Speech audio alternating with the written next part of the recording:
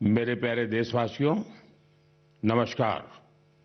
साल 2026 का यह पहला मन की बात है। कल 26 जनवरी को हम सभी गणतंत्र दिवस का पर्व मनाएंगे। इसी दिन हमारा संविधान लागू हुआ था।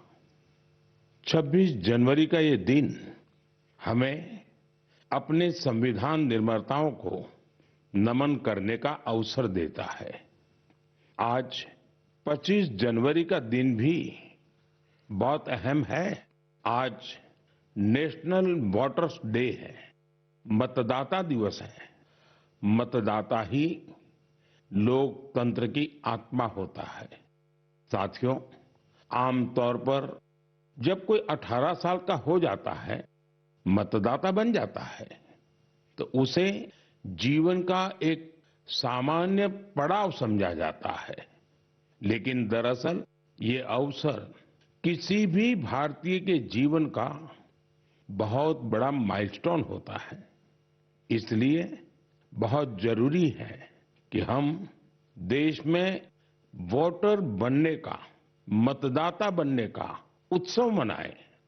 जैसे हम जन्मदिन पर शुभकामनाएं देते हैं और उसे सेलिब्रेट करते हैं, ठीक वैसे ही जब भी कोई युवा पहली बार मतदाता बने तो पूरा मोहल्ला, गांव या फिर शहर एकजुट होकर उसका अभिनंदन करें और मिठाइयां बांटी जाए।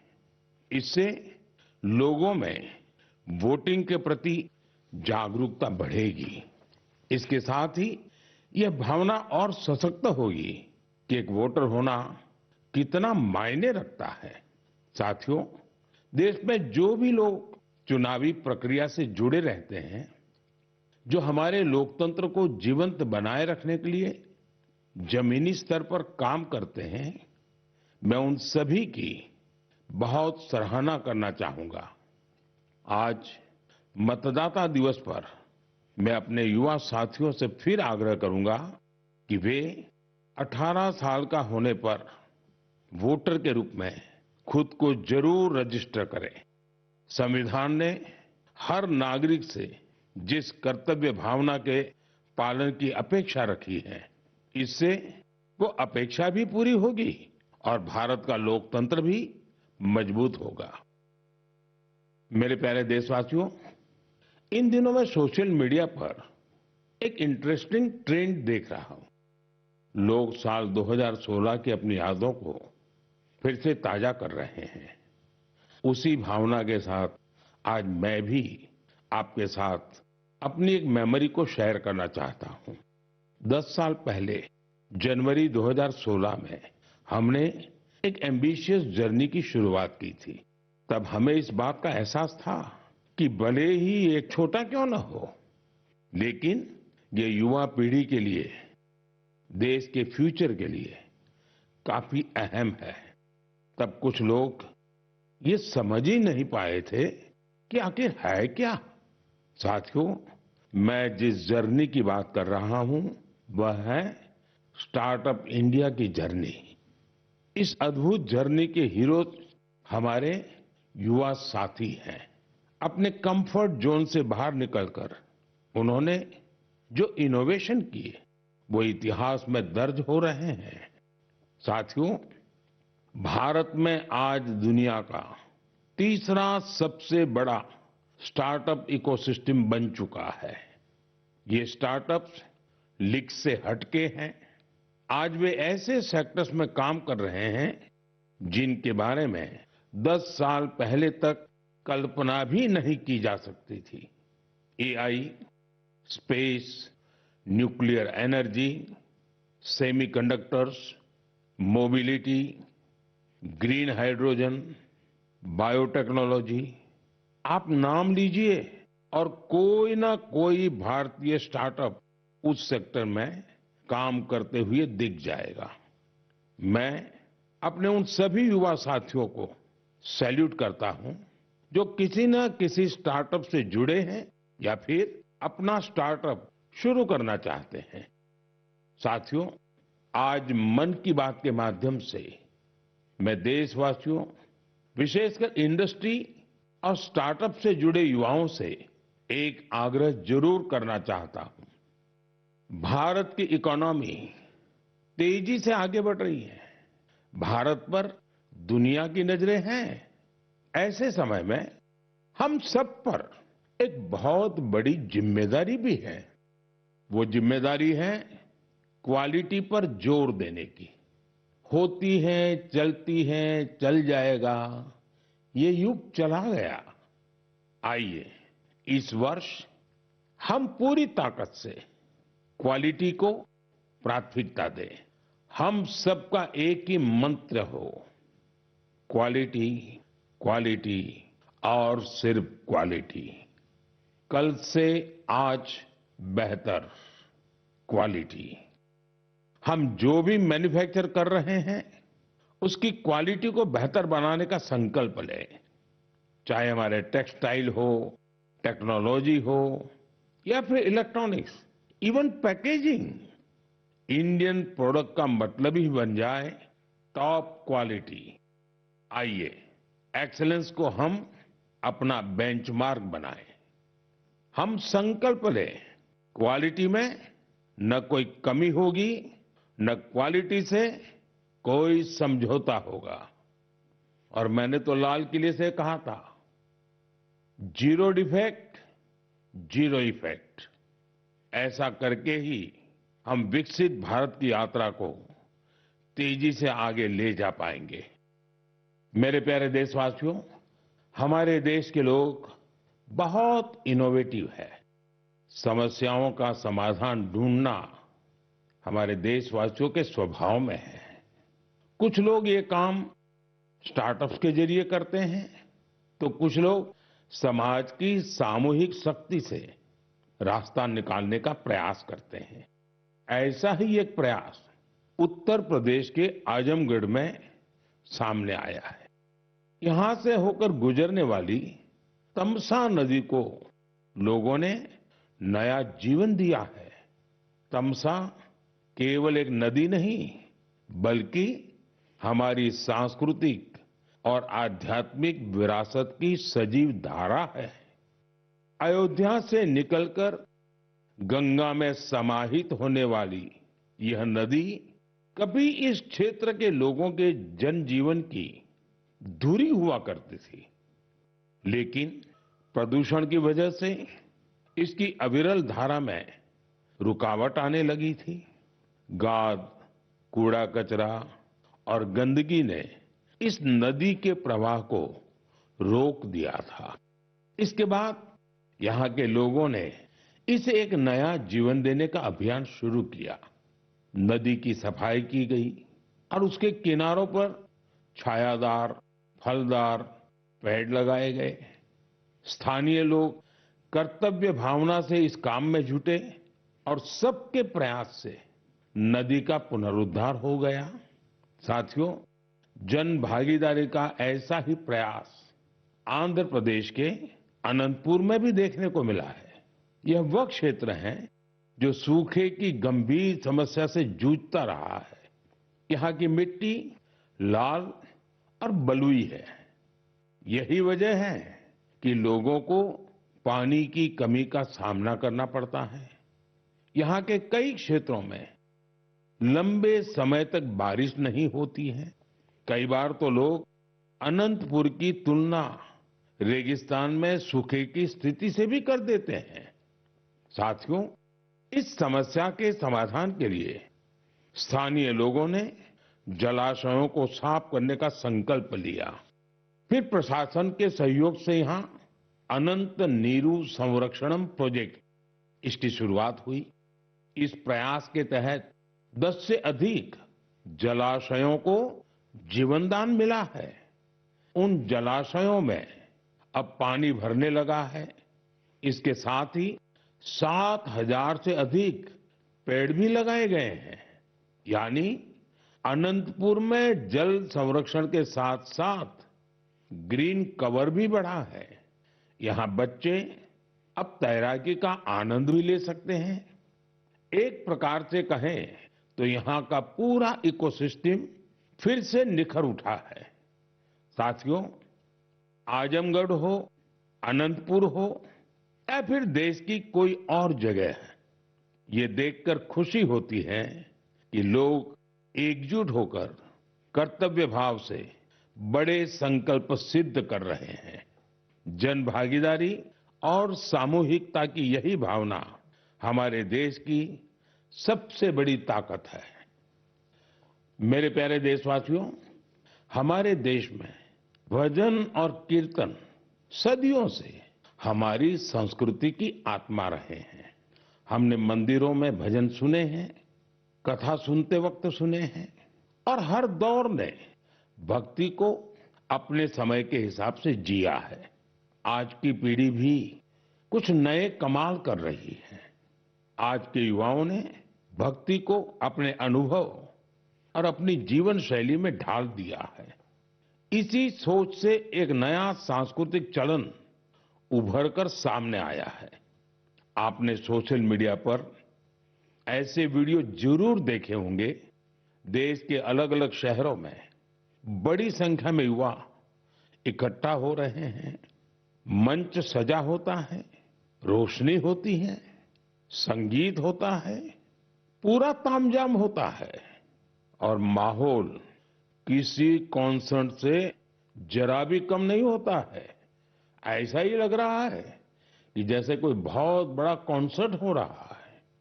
लेकिन वहां जो गाया जा रहा होता है वो पूरी तन्मयता के साथ, पूरी लगन के साथ, पूरे लय के साथ, भजन की गूंज। इस चलन को आज भजन क्लबिंग कहा जा रहा है और यह खास तौर पर जैन जी के बीच तेजी से लोकप्रिय हो रहा है। यह देखकर अच्छा लगता है कि इन आयोजनों में भजन की गरिमा और शुचिता का पूरा ध्यान रखा जाता है। भक्ति को हल्केपन में नहीं लिया जाता। न शब्दों की मर्यादा टूटती है और न ही भाव की। मंच आधुनिक हो सकता है, संगीत की प्रस्तुति अलग हो सकती है, लेकिन मूल भावना वही रहती है।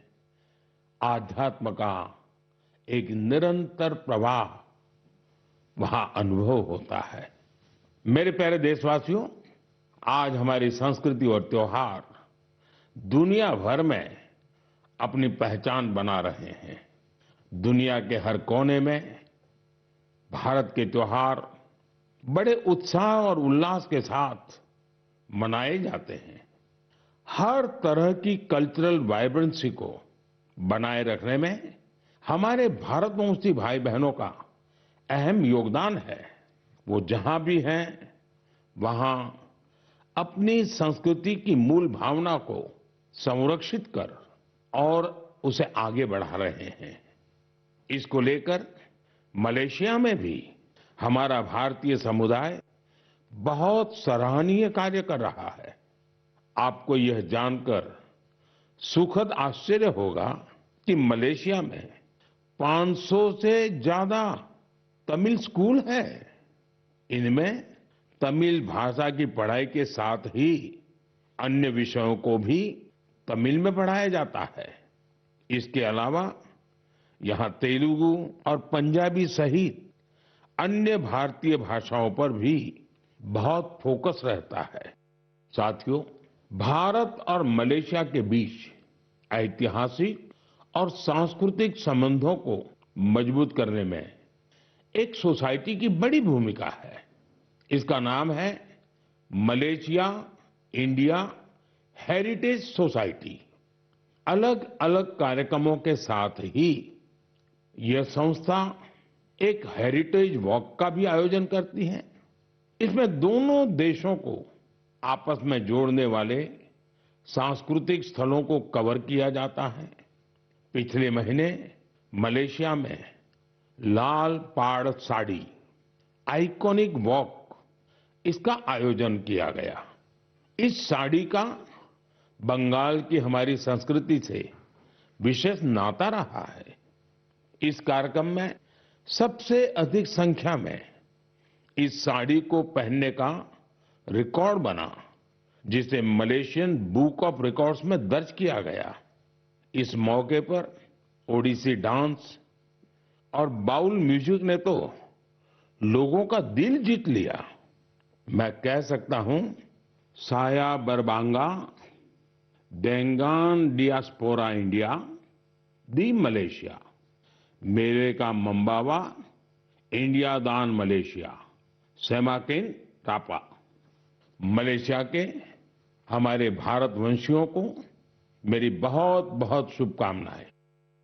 मेरे प्यारे देशवासियों, हम भारत के किसी भी हिस्से में चले जाएं, वहां हमें कुछ न कुछ असाधारण, अभूतपूर्व होते हुए जरूर दिख जाता है।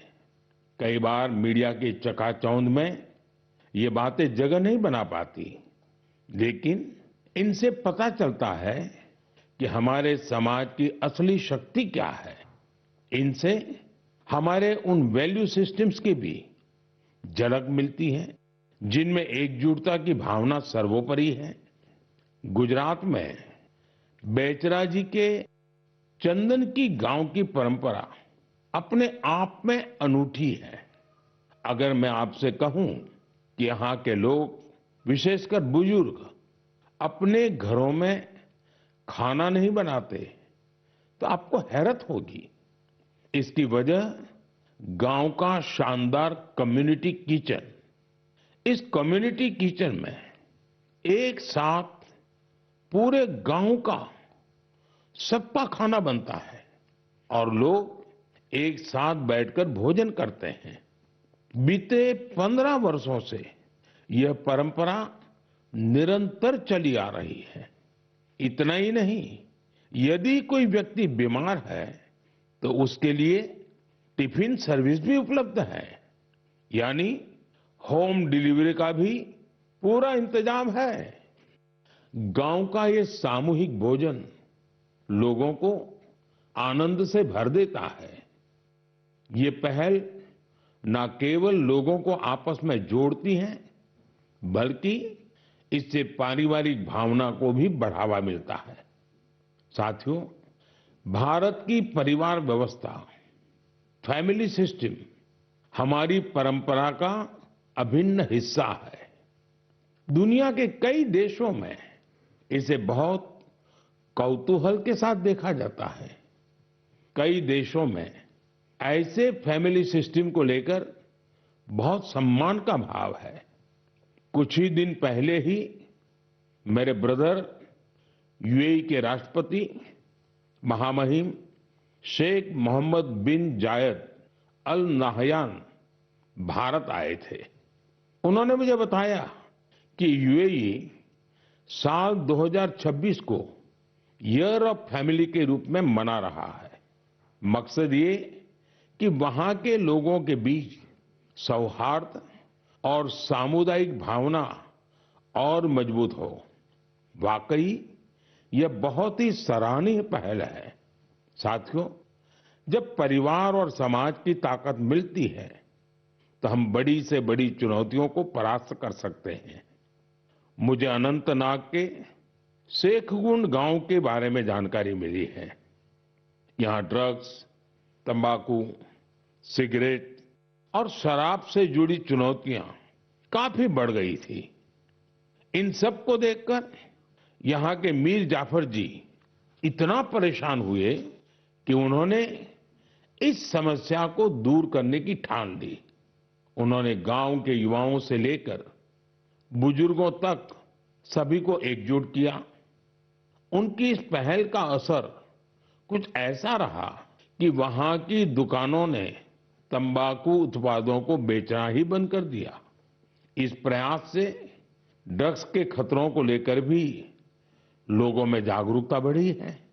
साथियों, हमारे देश में ऐसी अनेक संस्थाएं भी हैं जो वर्षों से निस्वार्थ भाव से समाज सेवा में जुटी हैं।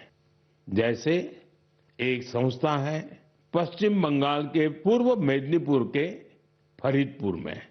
इसका नाम है विवेकानंद लोक शिक्षा निकेतन। ये संस्था पिछले 4 दशक से बच्चों और बुजुर्गों की देखभाल में जुटी है। गुरुकुल पद्धति की शिक्षा और टीचर्स की ट्रेनिंग के साथ ही ये संस्था समाज कल्याण के कई नेक कार्यों में जुटी है।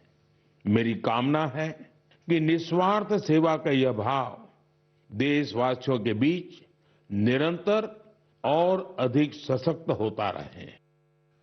मेरे प्यारे देशवासियों, मन की बात में हम निरंतर स्वच्छता के विषय को उठाते रहे हैं। मुझे ये देखकर गर्व होता है, हमारे युवा अपने आसपास की स्वच्छता को लेकर बहुत सजग हैं। अरुणाचल प्रदेश में हुए एक ऐसे ही अनूठे प्रयास के बारे में मुझे जानकारी मिली है। अरुणाचल वो धरती है जहां देश में सबसे पहले सूर्य की किरणें पहुंचती हैं। यहां लोग जय हिंद कहकर एक दूसरे का अभिवादन करते हैं। यहां ईटानगर में युवाओं का समूह उन हिस्सों की सफाई के लिए एकजुट हुआ जिन पर ज्यादा ध्यान देने की जरूरत थी। इन युवाओं ने अलग अलग शहरों में सार्वजनिक स्थलों की साफ सफाई को अपना मिशन बना लिया। इसके बाद ईटानगर, नाहरलागुन, दोईमुख, सेप्पा, पालिन और पासीघाट, वहां भी ये अभियान चलाया गया। ये युवा अब तक करीब 11 लाख किलो से अधिक कचरे की सफाई कर चुके हैं। सोचिए दोस्तों, नौजवानों ने मिलकर के 11 लाख किलो कूड़ा कचरा हटाया। साथियों, एक और उदाहरण असम का है। असम के नागांव में वहां की पुरानी गलियों से लोग भावनात्मक रूप से जुड़े हैं। यहां कुछ लोगों ने अपनी गलियों को मिलकर साफ करने का संकल्प लिया। धीरे धीरे उनके साथ और लोग जुड़ते गए। इस तरह एक ऐसी टीम तैयार हो गई जिसने गलियों से बहुत सारा कचरा हटा दिया। साथियों, ऐसा ही एक प्रयास बेंगलुरु में हो रहा है। बेंगलुरु में सोफा वेस्ट एक बड़ी समस्या बनकर सामने आया है। इसलिए कुछ प्रोफेशनल्स एकजुट होकर इस इश्यू को अपने तरीके से सॉल्व कर रहे हैं। साथियों, आज कई शहरों में ऐसी टीमें हैं जो लैंडफिल वेस्ट की रिसाइकलिंग में जुटी हैं। चेन्नई में ऐसी ही एक टीम ने बहुत बेहतरीन काम किया है। ऐसे उदाहरणों से पता चलता है कि स्वच्छता से जुड़ा हर प्रयास कितना अहम है। हमें स्वच्छता के लिए व्यक्तिगत तौर पर या फिर टीम के तौर पर अपने प्रयास बढ़ाने होंगे, तभी हमारे शहर और बेहतर बनेंगे। मेरे प्यारे देशवासियों, जब पर्यावरण संरक्षण की बात होती है तो अक्सर हमारे मन में बड़ी योजनाएं, बड़े अभियान और बड़े-बड़े संगठन की बातें आती हैं। लेकिन कई बार बदलाव की शुरुआत बहुत साधारण तरीके से होती है। एक व्यक्ति से, एक इलाके से, एक कदम से, और लगातार की गई छोटी-छोटी कोशिशों से भी बड़े बदलाव आते हैं। पश्चिम बंगाल के कुछ विहार के रहने वाले बेनोय दास जी का प्रयास इसी का उदाहरण है।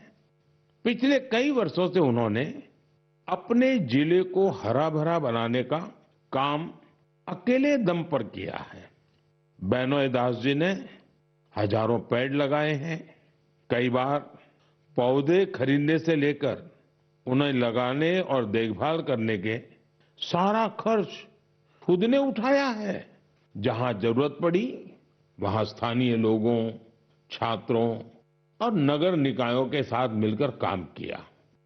उनके प्रयासों से सड़कों के किनारे हरियाली और बढ़ गई है। साथियों, मध्य प्रदेश में पन्ना जिले के जगदीश प्रसाद अहिरवार जी उनका प्रयास भी बहुत ही सराहनीय है। वो जंगल में बीट गार्ड के रूप में अपनी सेवाएं देते हैं। एक बार गश्त के दौरान उन्होंने महसूस किया कि जंगल में मौजूद कई औषधीय पौधों की जानकारी कहीं भी व्यवस्थित रूप से दर्ज नहीं है। जगदीश जी ये जानकारी अगली पीढ़ी तक पहुंचाना चाहते थे, इसलिए उन्होंने औषधीय पौधों की पहचान करना और उनका रिकॉर्ड बनाना शुरू किया। उन्होंने 125 से ज्यादा औषधीय पौधों की पहचान की। हर पौधे की तस्वीर, नाम, उपयोग और मिलने के स्थान की जानकारी जुटाई। उनकी जुटाई गई जानकारी को वन विभाग ने संकलित किया और किताब के रूप में प्रकाशित भी किया। इस किताब में दी गई जानकारी अब रिसर्चर, छात्रों और वन अधिकारियों के बहुत काम आ रही है। साथियों, पर्यावरण संरक्षण की यही भावना आज बड़े स्तर पर भी दिखाई दे रही है। इसी सोच के साथ देश भर में एक पेड़ मां के नाम अभियान चलाया जा रहा है। इस अभियान से आज करोड़ों लोग जुड़ चुके हैं। अब तक देश में 200 करोड़ से ज्यादा पेड़ लगाए भी जा चुके हैं। ये बताता है कि पर्यावरण संरक्षण को लेकर अब लोग ज्यादा जागरूक हैं और किसी न किसी रूप में अपना योगदान देना चाहते हैं। मेरे प्यारे देशवासियों, मैं आप सभी की एक और बात के लिए बहुत सराहना करना चाहता हूं। वजह है मिलेट्स, यानी श्री अन्न। मुझे ये देखकर खुशी है कि श्री अन्न के प्रति देश के लोगों का लगाव निरंतर बढ़ रहा है। वैसे तो हमने 2023 को मिलेट ईयर घोषित किया था, लेकिन आज 3 साल बाद भी इसको लेकर देश और दुनिया में जो पैशन और कमिटमेंट है वो बहुत उत्साहित करने वाला है। साथियों, तमिलनाडु के कल्लकुरिची जिले में महिला किसानों का एक समूह प्रेरणा स्रोत बन गया है। यहाँ के पेरिया पालयम मिलेट एफपीसी से लगभग 800 महिला किसान जुड़ी हैं। मिलेट्स की बढ़ती लोकप्रियता को देखते हुए इन महिलाओं ने मिलेट प्रोसेसिंग यूनिट की स्थापना की। अब वो मिलेट से बने उत्पादों को सीधे बाजार तक पहुंचा रही हैं। साथियों, राजस्थान के रामसर में भी किसान श्री अन्न को लेकर इनोवेशन कर रहे हैं। यहाँ के Ramsar organic farmer producer company से 900 से अधिक किसान जुड़े हैं। ये किसान मुख्य रूप से बाजरे की खेती करते हैं। यहाँ बाजरे को प्रोसेस करके रेडी टू ईट लड्डू तैयार किया जाता है। इसकी बाजार में बड़ी मांग है। इतना ही नहीं साथियों, मुझे तो ये जानकर खुशी होती है आजकल कई मंदिर ऐसे हैं जो अपने प्रसाद में सिर्फ मिलेट्स का उपयोग करते हैं। मैं उन मंदिर के सभी व्यवस्थापकों का हृदय से अभिनंदन करता हूं उनकी इस पहल के लिए।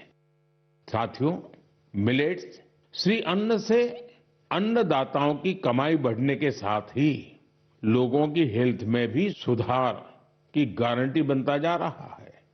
मिलेट्स पोषण से भरपूर होते हैं, सुपर फूड होते हैं।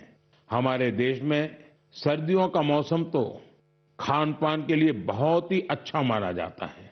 ऐसे में इन दिनों हमें श्री अन्न का सेवन जरूर करना चाहिए। मेरे प्यारे देशवासियों, मन की बात में हमें एक बार फिर कई अलग अलग विषयों पर चर्चा करने का अवसर मिला। ये कार्यक्रम हम सभी को अपने देश की उपलब्धियों को महसूस करने और सेलिब्रेट करने का अवसर देता है। फरवरी में ऐसा ही एक और अवसर आ रहा है। अगले महीने इंडिया एआई इम्पैक्ट समिट होने जा रही है। इस समिट में दुनिया भर से विशेषकर टेक्नोलॉजी के क्षेत्र से जुड़े एक्सपर्ट भारत आएंगे। यह सम्मेलन एआई की दुनिया में भारत की प्रगति और उपलब्धियों को भी सामने लाएगा। मैं इसमें शामिल होने वाले हर किसी का हृदय से अभिनंदन करता हूं। अगले महीने मन की बात में इंडिया एआई इम्पैक्ट समिट पर हम जरूर बात करेंगे। देशवासियों की कुछ अन्य उपलब्धियों की भी चर्चा करेंगे। तब तक के लिए मुझे मन की बात में विदा दीजिए। कल के गणतंत्र दिवस के लिए एक बार फिर आप सभी को मेरी बहुत बहुत शुभकामनाएं।